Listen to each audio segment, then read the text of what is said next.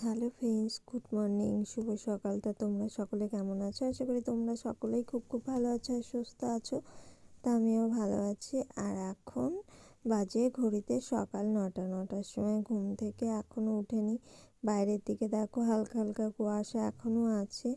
আর বাবু আর মা দোকান থেকে ডালপুরি কিনে নিয়ে চলে এসেছে। আর বাবু খাওয়া শুরু করে দিয়েছে। যেহেতু সকাল 9টা বেজে গেছে, সকালকার খাবার টাইমও হয়ে গেছে। তা মা আমাকে বললো খেয়ে নে। তা আমি, বাবু, মা সবাই মিলে ডালপুরি খেয়ে দিয়ে একটু বাইরে বেরালাম। ভাবছি যে পাশে বান্ধবী আছে, বান্ধবীর বাড়িতে যাব। তা যাওয়ার সময় এই যে দেখো, এরা সবাই মিলে এক জায়গায় খেলা করছিল। তা আমি ওদের বাড়িতে গেলাম, দিয়ে ও একটু মাঠের দিকে যাচ্ছিল ভিডিও বানানোর জন্য। তারপর আমি বললাম যে ভালোই হলো, বেশ, তা অনেকদিন মাঠের দিকে যাওয়া হয়নি। তাই সবাই মিলে হাসতে হাসতে ঠাট্টাই আর কি করতে করতে মাঠের দিকে যাচ্ছিলাম। তাই এই যে মাঠের দিকে যাওয়ার সময় ওদের এখানে গরুগুলো বাঁধা আছে, গরুগুলোকে দেখছিলাম। তারপরে যাচ্ছিলাম আর বলছিলাম কতদিন পর এই রাস্তা দিয়ে আবার সেই বাগানে যাচ্ছি। সেই ছোটোবেলায় বাগানে কত আম কুড়োতে আসতাম, আর এই বাগানটাতে তো অনেকবার এসেছি।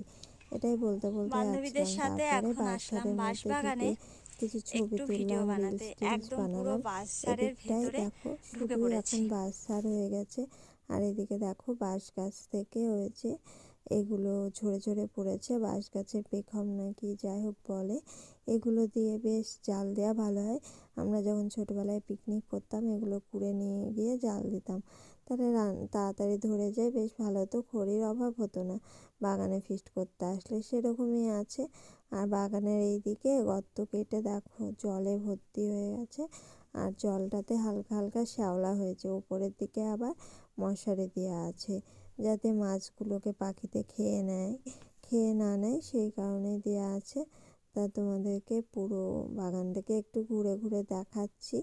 তো এইদিকে একটুখানি ঘোরাফেরা করলাম। তারপরে ভাবলাম ওই দিকটাতে গিয়ে দেখে আসি তো সবুজ মাঠ কোথায় আছে নাকি। তা সবুজ মাঠ তো পেলাম না, সবুজ জল পেলাম। তা সবুজ জলটাকে ঘুরে ঘুরে দেখলাম।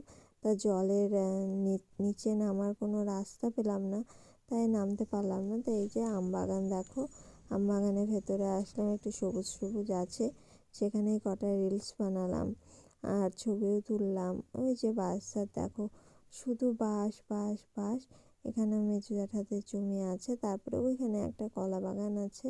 ভাবলাম যে একটু কলা বাগানের ভেতরে যাই, দিয়ে কলা গাছে কলা আছে নাকি দেখে আসি। তো এইসব দেখতে দেখতেই অনেকটা টাইম কেটে গেল, আর বাড়ির দিকে যাওয়ারও টাইম চলে এসেছে। এখন ওই জন্য বাড়ির দিকে চলে এসেছি। আর এসে বাবা ফোন করলো মাকে একটু দোকানের দিকে যাওয়ার জন্য। তাই মাকে এসে বললাম। আর মা তখন মাংস রান্না করবে বলে মশলা রেডি করছিল। আর ওইদিকে গ্যাসে মানে উনুনে বেগুন ভাজা হচ্ছিল। তা মা বলল যে বেগুন ভাজাটা নামিয়ে রাখিস, তাই বলে আমি একটু বেগুন ভাজাটা নাড়ছিলাম। তারপরে এই যে আবার বেগুন ভাজা নামিয়ে রেখে গ্যাস কামাই দিব, সেই জন্য মাংসটাও রান্না শুরু করে দিলাম। যেহেতু মা এসে করতে তো অনেকটা লেট হবে, তাই শুরু করে দিয়েছিলাম। রান্না বান্নাও কমপ্লিট হয়ে গেছে, আর খাওয়ার টেবিলে চলে এসেছি। একদম স্নান করে চলে এসেছি খাওয়ার টেবিলে। খুব ঠান্ডা লাগছিল, ঝটপট করে খেয়ে কখন ওই সাইডে যাব সেটাই ভাবছিলাম। তা খাওয়া দাওয়া কমপ্লিট করে চলে এসেছি রোদ পোহানোর জন্যে। দেখো কত সুন্দর লাগছে আকাশটা দেখতে রোদের ভেতর। আর এই ফলটা ওইখানে একটা গাছ আছে, ওই গাছটাই হয়েছিল। গাছটা থেকে পারলাম, পেরে একটু ভিডিও করছিলাম। দেখো কি সুন্দর ছোট ছোট কাটা কাটা, বেশ সুন্দর লাগছিল, তাই করছিলাম। তো এদিকে বসে টসে থেকে চলে আসলাম, আর এখন একটু ঘুমাবো। তা চলো আজকের মতো ভিডিওটা এখানেই শেষ করছি, আবার দেখাবো অন্য ভিডিওতে। Tata, bye bye.